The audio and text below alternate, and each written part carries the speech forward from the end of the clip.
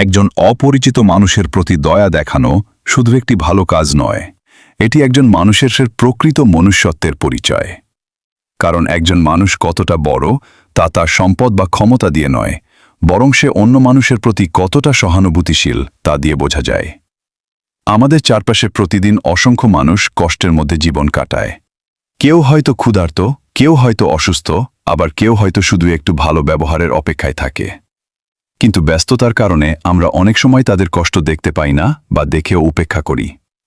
মনে রাখা উচিত, অপরিচিত হলেও প্রতিটি মানুষ আমাদের মতোই অনুভূতি নিয়ে বেঁচে থাকে। তারও স্বপ্ন আছে, তারও আশা আছে, তারও জীবনের গল্প আছে। একটি ছোট সাহায্য, একটি সুন্দর কথা কিংবা একটি সহানুভূতির আচরণ তার জীবনে বড় পরিবর্তন আনতে পারে। কারো পাশে দাঁড়ানোর জন্য সবসময় বড় সম্পদ বা সুযোগের প্রয়োজন হয় না, শুধু একটি ভালো মন এবং সাহায্য করার ইচ্ছাই যথেষ্ট। একটি সভ্য সমাজের পরিচয় পাওয়া যায় মানুষ একে অপরের সঙ্গে কেমন আচরণ করে তার মাধ্যমে। যেখানে মানুষ অপরিচিতদের প্রতিও সম্মান ও দয়া দেখায়, সেই সমাজই সত্যিকারের মানবিক সমাজ।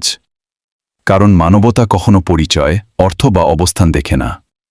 মানবতা শুধু দেখে একজন মানুষ আরেকজন মানুষের কষ্ট বুঝতে পারছে কিনা। আজ আপনি যে অপরিচিত মানুষটির প্রতি একটু দয়া দেখাবেন, সেই ছোট কাজ হয়তো তার মনে দীর্ঘদিনের জন্য থেকে যাবে।